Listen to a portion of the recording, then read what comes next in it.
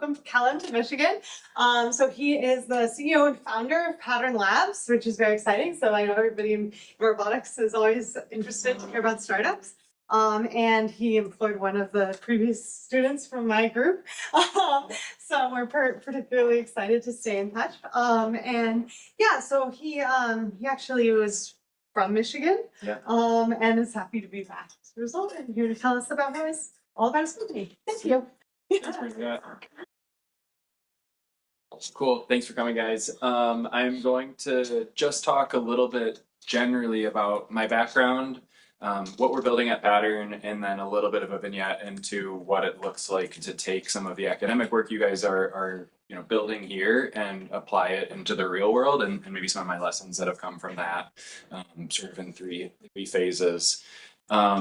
Since we're like in a kind of intimate setting, I'll just keep it informal too. If you guys just have questions as we go throughout, feel free to raise your hands, and I'm happy to help answer anything. Makes me feel a little bit more comfortable too if you guys just ask along the way instead of waiting for the Q&A. So please feel free to do that. But in general, one thing that I'm super passionate about is like, how do we take really interesting science work that you guys are studying at university and simplify it? Not generalize, maybe the wrong word, but really simplify and build. Bernadette and I were just talking about this in our office, but build the right systems around it that you can make a product, make money, make a business out of some of the hard science work. So, takes like a really specific product lens to robotics rather than some sort of science-oriented lens. It was like fun, sort of stepping into Bernadette's way of seeing robotics, which is just very different from mine, but also very cool. Just a little bit about my background. I'm from Michigan originally, grew up a U of M fan, so my dad's going to be super proud that I, got to set foot in the building here. From Oakland County originally, but my family moved to the Southeast when I was in high school. But man, my family roots are in Michigan. It's so fun being back. All of my early builder experience was in my grandma's flower shop in Farmington Hills. She's been running it for almost 60 years, and that was my first job. Grew up working there as a really little kid, and it's been fun reflecting on just how impactful that's been to me as an engineer and an entrepreneur. But you learn a ton of really cool skills like safe tool utilization, sort of routing optimization as a delivery driver. Once I got my license, how do I get all these deliveries out on time and pick the sort of most efficient path that also passes 7-Eleven so I can get some candy. And also a little bit of creativity in building. So like in particular, once you sort of take robots out of the lab and into the real world, nothing's ever perfect. You've got kind of a broken flower, a little chipped pot. How do you sort of take what's available to you and stitch it into something that works? Great skills to learn in a flower shop. So check out Schroeter's Flowers if you're ever looking for a little date night gift. And my sort of interest in robotics started primarily through like an exploration lens. I just am a real breadth of learning, geek. I just love archaeology and marine biology and stuff from space. And, as I sort of dug into all these topics, realized that it's robots that are doing the interesting exploration work. Anywhere that people are going to go in the future, a robot will have been there first. All these spaces, it's really the technology that's sort of doing the groundbreaking Indiana Jones work and deep sea exploration and exploration in space. This is kind of a cool picture of Apollo 12 and one of the Surveyor robots, the first time that a human met a robot explorer in space. But the robot was there first. So that was sort of like my, I love exploration, love learning. Robots have a lot of that. So I studied engineering in undergrad, aerospace engineering. I thought that would sort of get me on a trajectory where I'd be doing space stuff and be an astronaut and go explore space as a freshman. And Bernadette was actually in my classes at University of Alabama. So got some literal time presence here. Some conflicting, who to root for in Sweet 16 that we played, y'all. This tournament. But while I was at Alabama studying aerospace engineering, I joined a fledgling NASA robotic mining competition team. We built this robot over here, so my Alabama crew, and we won 2 national championships while I was there. And then that team has gone on to win 10 more in a row. So we're pretty good at football. Pretty good at football, but we're a little bit better at off-Earth mining robotics still. Step it up, U of M. But yeah, was studying aerospace engineering, never had written code, never touched a robot before. We didn't have, robotic competitions in high school where I went to high school. And I was super nervous to just like reach out and join this team. And I don't know if there's anyone here that's on the fence about whether you go sort of tap a team on the shoulder and try and join, go do it. You won't regret it. There's so much cool stuff to learn. And that really set my career on just an awesome trajectory. And I was just so on the fence about whether or not to join that crew. After my undergrad, I took some early career steps with both Airbus and then came back to Southfield, Michigan, at this company called Denso. That's a Toyota group company. So worked on some really cool projects, A350 XWB. This is the Acura NSX. But it kind of sucked working at a big company for me. I didn't love it. The complexity was there. You're sort of part of a really cool system, but you touch such a narrow piece of it. I did the stress analysis for the potable water tank on that airplane. So, the potable water tank is rock solid, but come on, it's just a small part of the system. And it just moved a little bit too slow for me. So I was like, I need to find a way to get back to the lab, back to the robotics team that I loved so much. And I left both of those companies, moved out to Colorado so my wife could pursue a PhD. I was in a master's program at the University of Colorado, but I quickly dropped out and started working with this company called Canvas Technology that I found, very early startup. When I joined that crew, and we were doing some really cool work. And this was about 10 years ago, the space of like unstructured autonomous mobility, so moving robots through really dynamic environments, something you guys are all probably familiar with. But space like this where the tables are on wheels and the chairs are on wheels, and it can look totally different from a robot's point of view each time you sort of enter the room. That was sort of the class of problems that we wanted to solve. And we built this like Rubbermaid pushcart sized robot product, idea to like replenish manufacturing lines and, sort of do warehousing logistics in these really complex unstructured spaces. And it was awesome. We solved a bunch of really hard problems. We're building our own stereo vision sensors at that point in time. We're building our own industrial computers. There just wasn't a really robust supply base for these sort of products at that point in time. So we built maybe 5 companies just in order to build a robot. Built a really cool robot at the end of it all, but it was super, super hard. And some really important lessons in this, like, just shipping to like get something out in the wild, like what can you learn from getting a system deployed? Just sort of the iterative approach in robotics is so key. Took a lot of lessons from that, met a lot of really awesome people, and Canvas was ultimately acquired by Amazon. So I got to spend a little bit of time inside of Amazon and learned a ton of lessons there, sort of on the other end of the scale. More money doesn't always mean robots move quicker or robot projects move quicker. There's only sort of a quick diminishing return curve in the hardware world. And that was a really helpful thing to learn as a robotics entrepreneur, like where does investment help and where doesn't it help? And ultimately just how important it is to learn how to run a fast endurance race if you want to build a robotics company in this space. So that was sort of my early background. All kind of makes sense.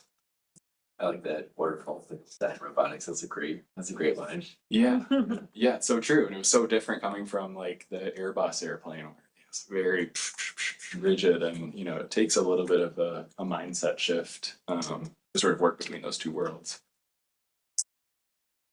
So spent a couple of years inside of Amazon learning how to scale these systems, and again sort of had the same revelation that I had right out of my undergrad, that big companies weren't for me.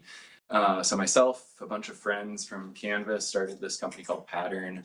We're still based out of Boulder, Colorado, but taking a lot of the same lessons learned from our decade at Canvas and Amazon and applying them to airport operations. So that's what we're working on now, and I'll kind of walk you guys through the products that we make to just help contextualize some of the lessons that we've learned around building a robotics company. Great.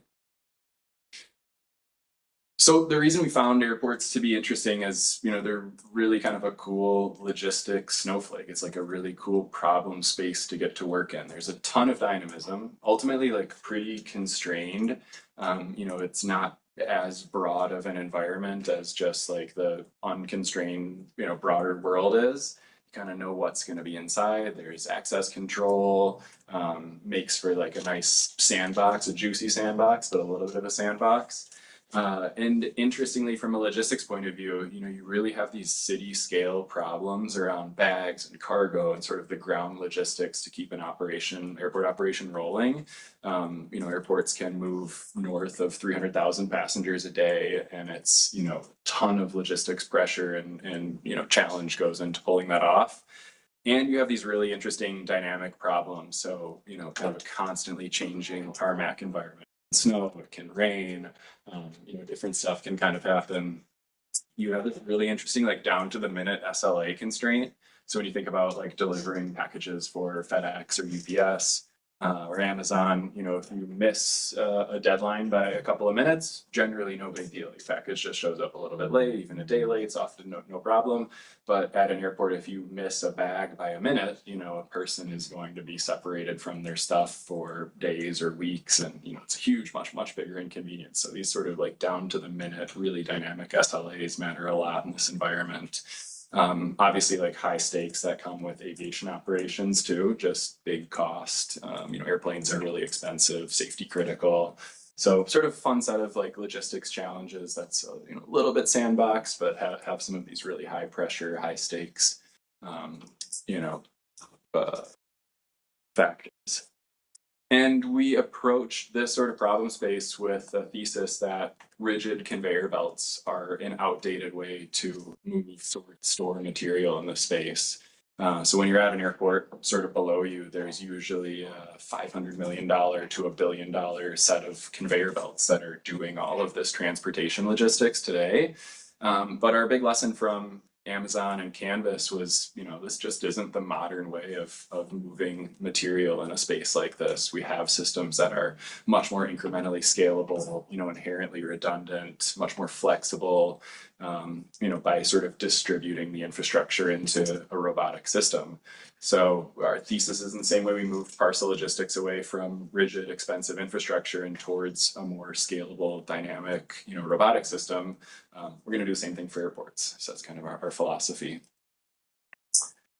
And just to sort of help orient what these processes look like at an airport today, you sort of check in at a main check-in hall here. You guys can see my cursor on the screen a little bit, but this main check-in hall here, you carry your bag in, toss it onto a little conveyor belt. When you print out the bag tag for it, it usually hits a big conveyor belt that generally runs, a fair distance underneath the building.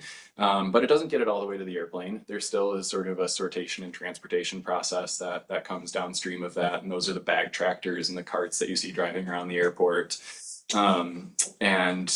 It's a different entity that's doing each side of this. The airport typically owns the infrastructure. The airline is responsible for the ground handling piece.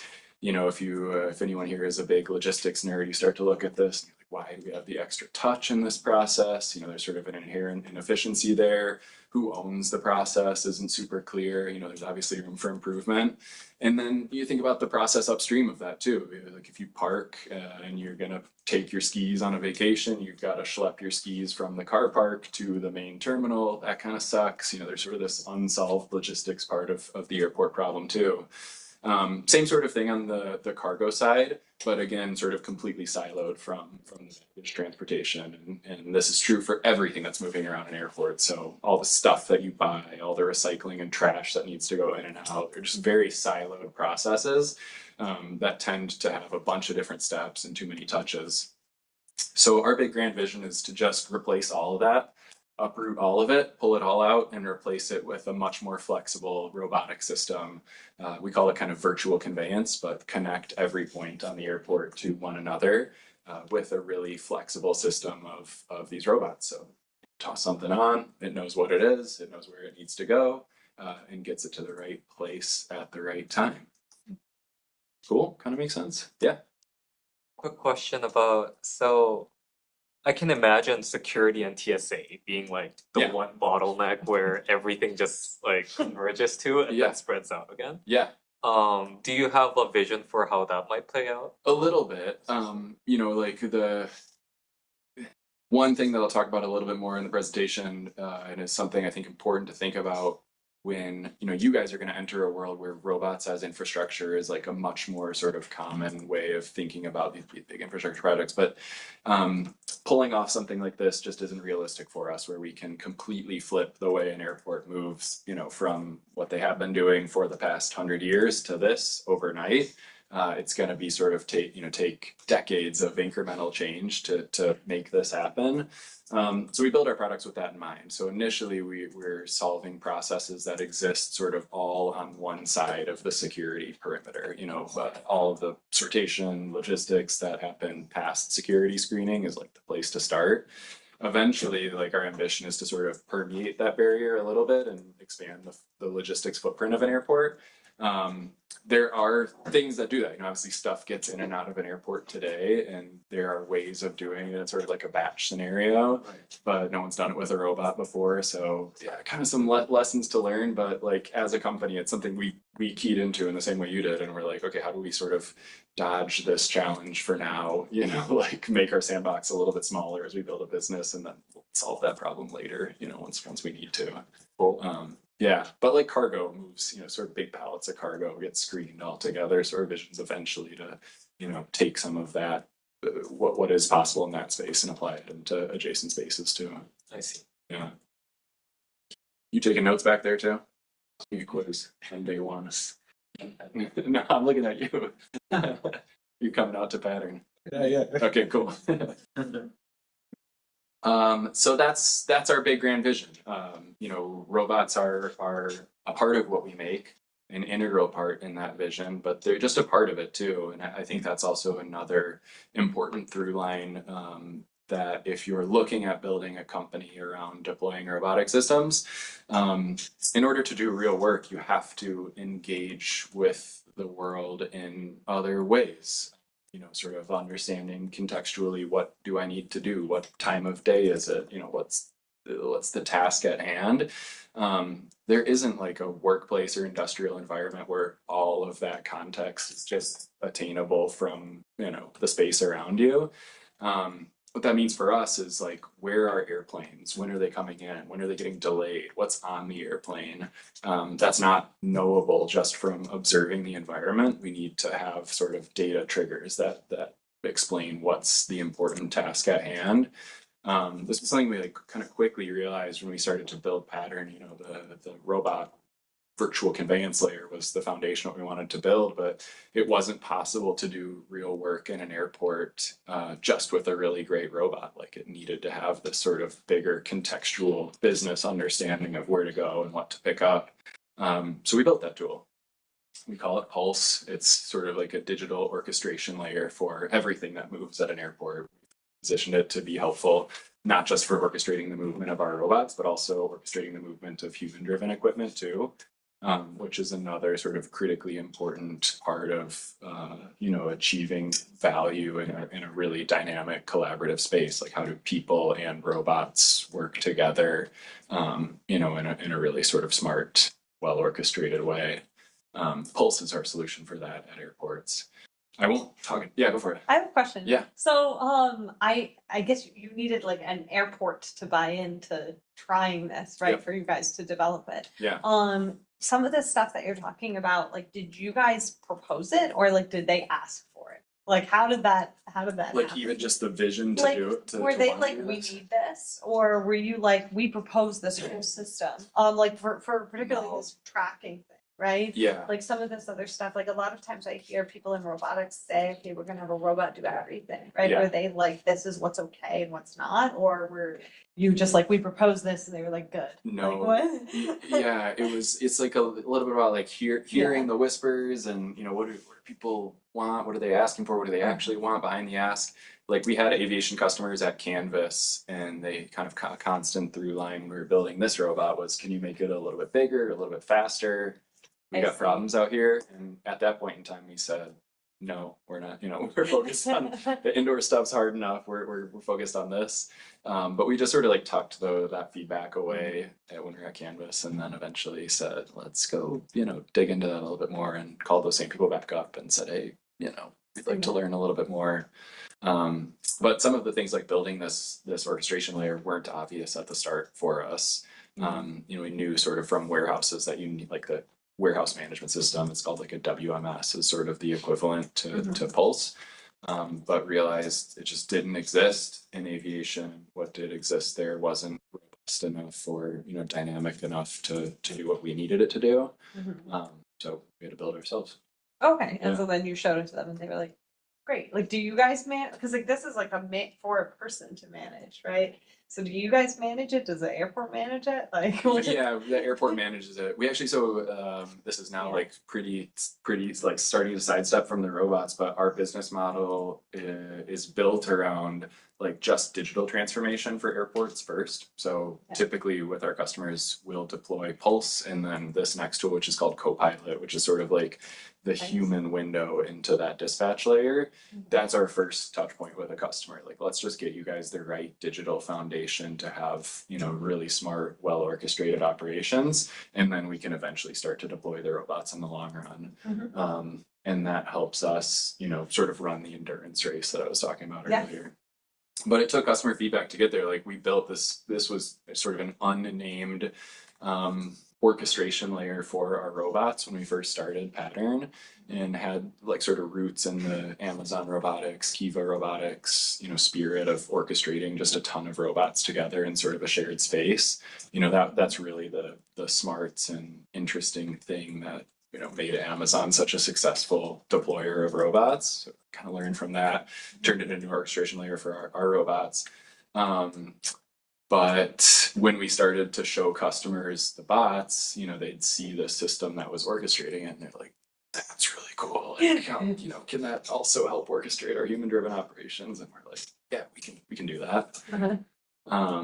So yeah, we have sort of slowly evolved Pulse into a standalone tool, and it's turned out to just be like so much more impactful than we ever could have imagined, and like such an important part of our business. So yeah. Do you think that having that helps have the human side acceptance of what's into these workplaces? The fact that you have a tool that's already been integrated that's showing it's helpful.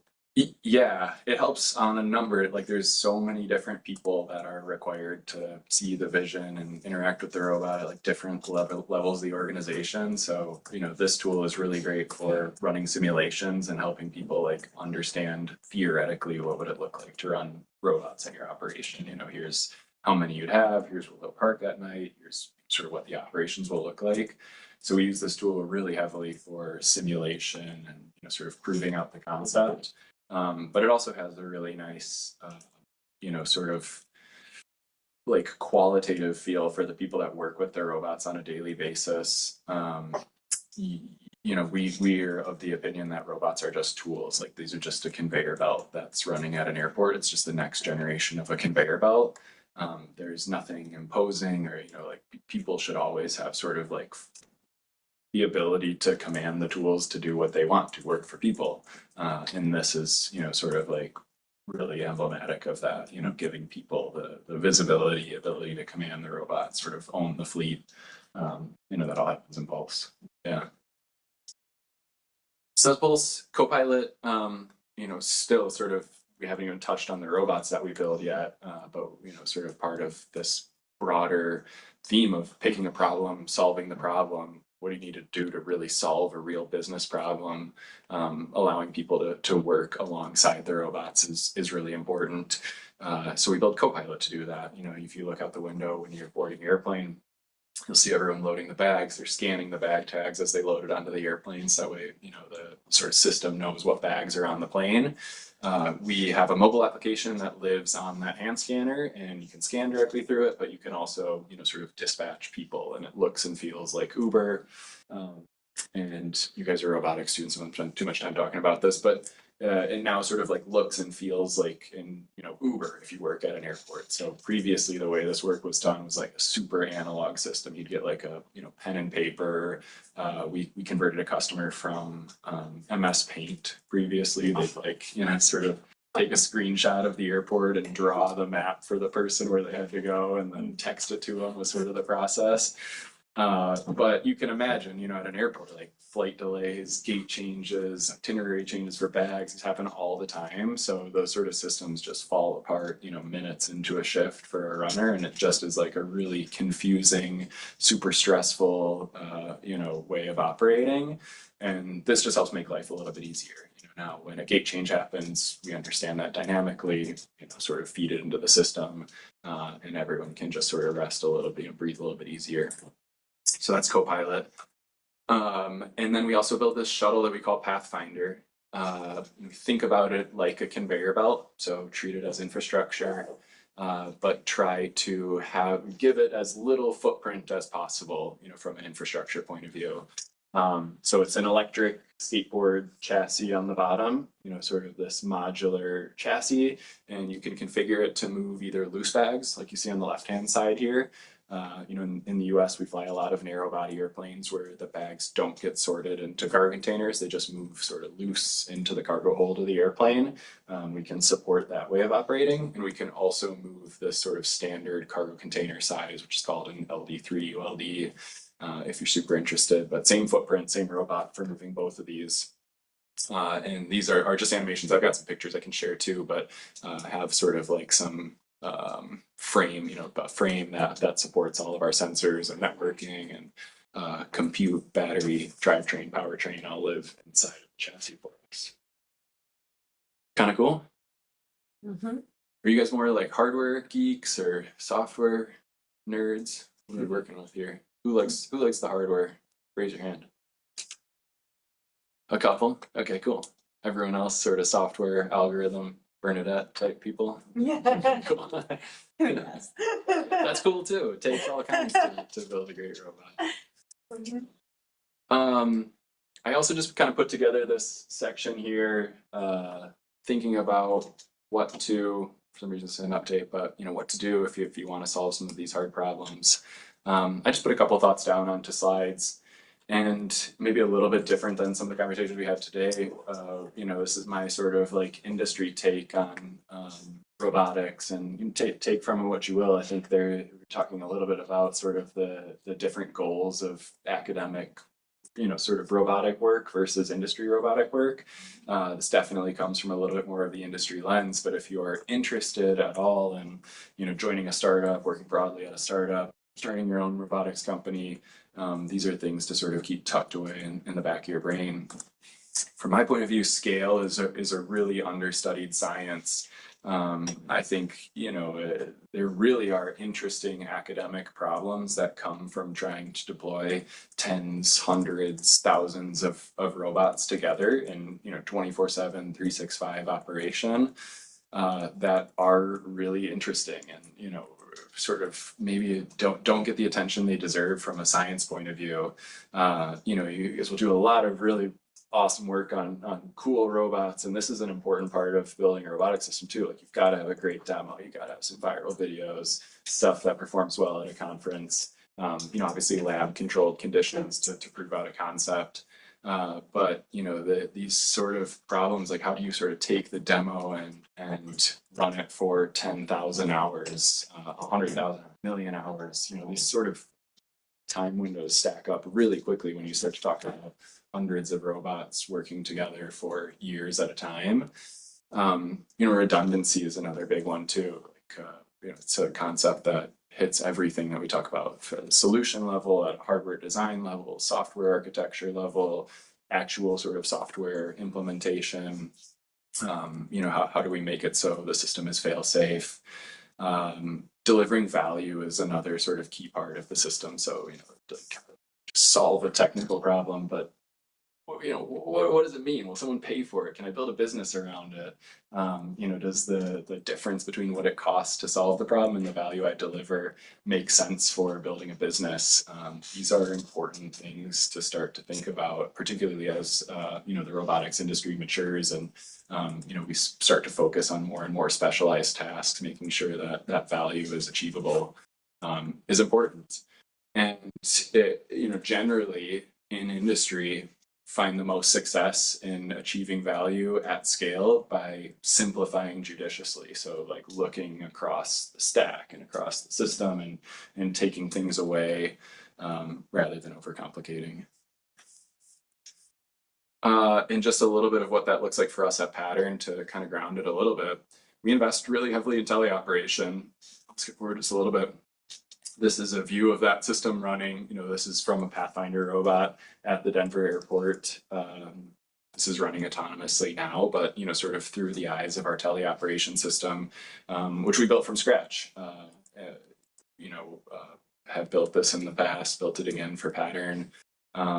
But from our point of view, we want autonomous operation to be an incremental value add to our customer rather than a solved gate required to scale. We've already been driving these robots for years now at a hub scale airport like the Denver airport. I have encountered a zillion weird different edge cases that you could have never written requirements around. So it's critical to just have a backdoor into the operation to still solve problems, continue to deliver value, even if it's at a slightly higher cost. This is like such an important part of building a business. What's the granularity of the command that you can give in the teleoperations? Like which command?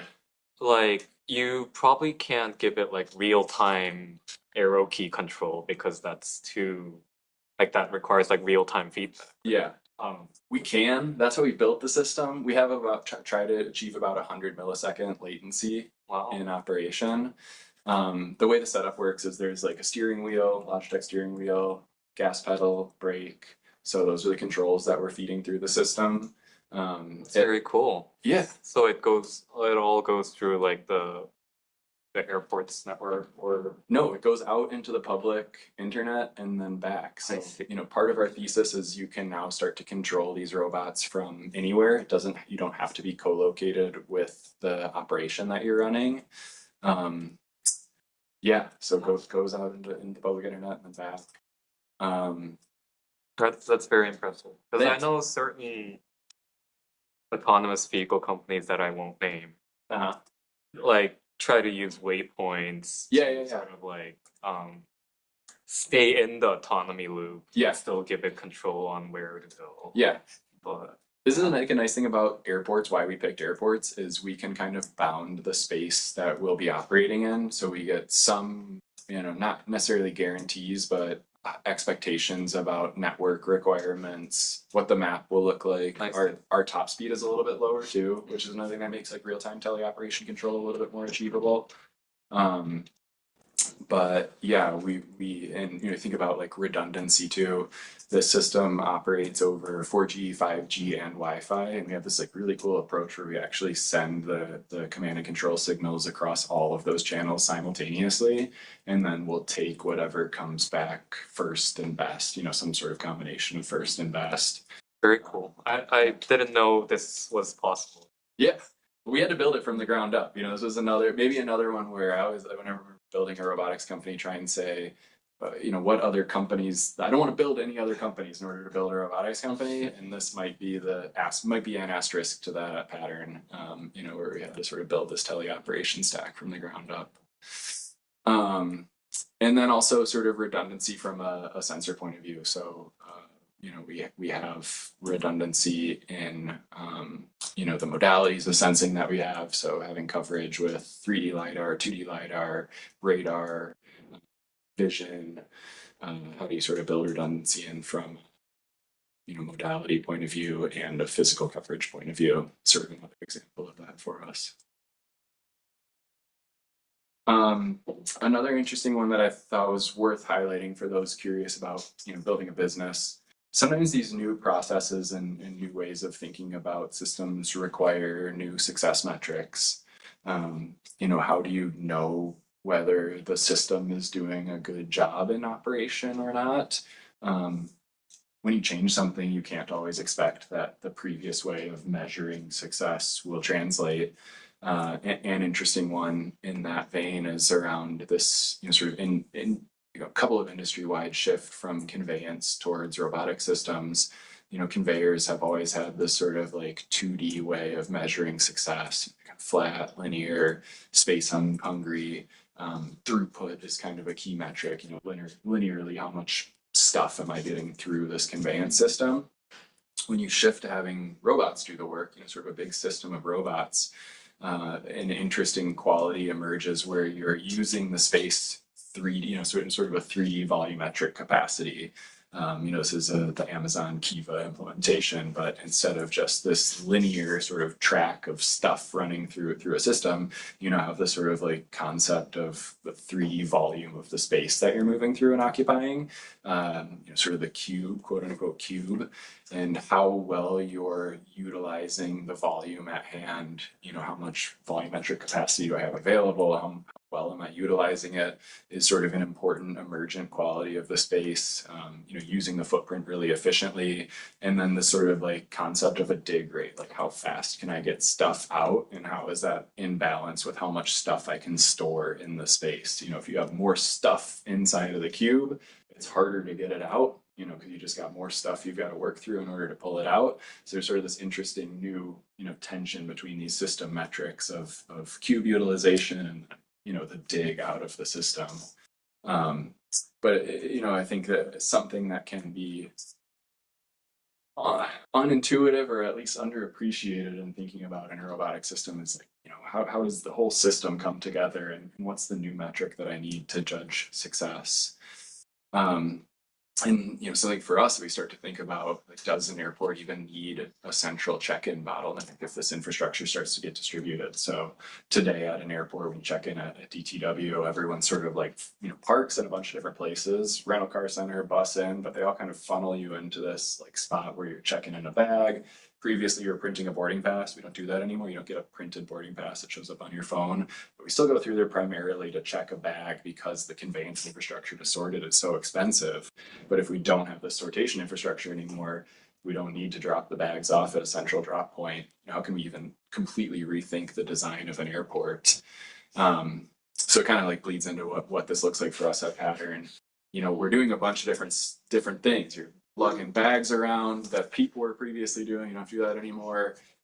There's also these like early bag storage systems at airports, just a big ASRS. You guys know what that is? Automatic storage and retrieval system. Just a big rack of bags. You could store thousands of bags in at a time. These sit beneath a lot of airports. Just meant to store a bag if you check in super early or if you're transferring at the airport for a really long time. You obviously can do the work of a baggage handling system and do the work of the ground handling system. Once we start to fold all of the value propositions of these different systems into one solution, how do we blend storage, the early bag storage system, sortation, transportation metrics into something clearer? And when is the right time to simplify and just say, did the right bag get to the right place at the right time, divided by the number of bots you need to pull it off? Like how do we rethink metrics for a new process? But sometimes what happens with the engineers on our team is we have people spending a little bit too much time thinking just about the academic indicator metrics. What was my like specific localization estimate success rate? These sort of things that are important for us to sort of have a pulse on, but can't be the place that we stop. How do we, take those to the right nth degree for a customer and prove the value of the system? And then one other thing that I always just try to harp on whenever I get the ear of someone is learning beyond the textbook. It's important to understand all of the algorithms that you're implementing, but there are a bunch of other skills that are critical if you want to build a really great robotics company or migrate out of the world of academia into real world sort of operational robotics. what we look for is like contributing to big open source code bases, learning how, big chunks of code from a bunch of different people come together, how they're reviewed, how they're maintained at scale. This is like a super, we don't find this skill in a lot of people coming out of academia, and it's one that I always encourage people to, go find an open source project and write code and try and get it through the system, and then highlight that and bold it on your resume, because that's really what can stand out. Just learning the plumbing of a system is so important too. The algorithm's really cool, but the plumbing is mega important. Like PR processes, CI/CD pipelines, test infrastructure. Sim stuff is really cool, but do you just write great unit tests on your code? This is critically important stuff if you want to contribute day one, particularly at a startup.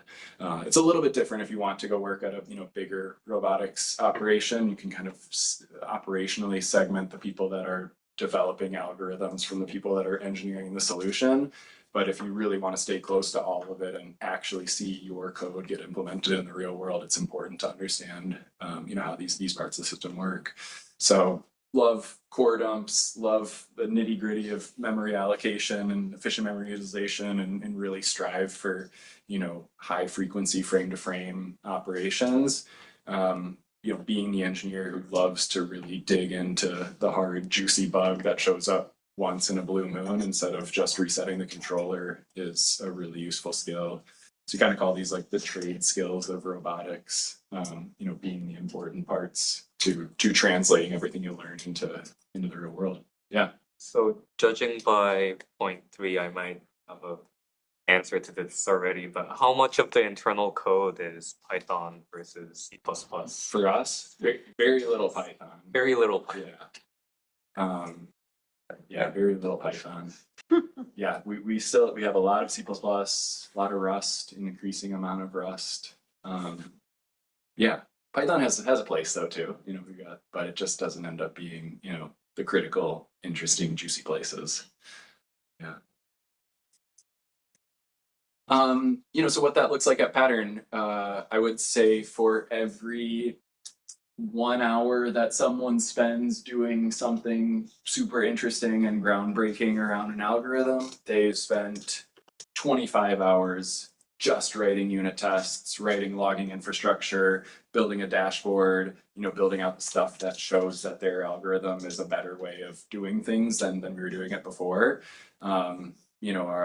Just have a bunch of layers to our stack, and every part of it needs to have really great, detailed infrastructure engineering around it. So learning how to build robust logging pipelines, not just for scale, but also for cost, are really important to, probably in academia too, be considerate of how much you're storing in the cloud and how you're pulling it out. But yeah, what do you log and store without eating the operational resources? You can't just log to disk. If your robot's running 24/7, you got to figure out how to get that info up out of the robot without, tanking CPU utilization or RAM when you're doing it too. Which information is key to keep? How long is it key? How do you store and encode tons of stuff so it's quickly accessible? These aren't really like the sexy part of engineering, but just critically important if you actually want to get robots deployed into the real world. I have a question. Yeah. So with all this stuff we're talking about coding at our company, what do you think of all these automated coding tools and how this might impact like what it looks like to be an engineer there in the future? I'm a fan. We heavily utilize somewhere between, we have heavy utilization of, AI assisted code writing, but you have to understand what you're putting into the code base. It's so easy to sniff out when someone, Claude codes something really cool and it works for them, but then immediately just gets bogged down at the PR process because it breaks everyone else's stuff. Or once a bug pops up for the 100-hour edge case of it, and then you don't know what you're doing, and now everyone's staring at you because we got to get that solved because you broke main. You got to understand what you're contributing. So it's helpful to write and author the code, but super important what you're putting in still, I think. Yeah. Cool. Yeah. Because the PR still has your name on it, you know, in most cases. If it doesn't, it's even worse from a business point of view because there's no one to go point a finger at once the system does break. So yeah, it's changing super fast, but I'd say that's my today. So you think everybody still needs to know coding, and this will just make them faster? Yeah, maybe make them faster. Maybe make them, you know, slightly more creative. I don't know what the actual efficiency metric for an engineer out of it will be, but yeah, you still got to learn how to code. Yeah, completely. So that's all that I had from a slide point of view. Happy to answer any questions you guys might have about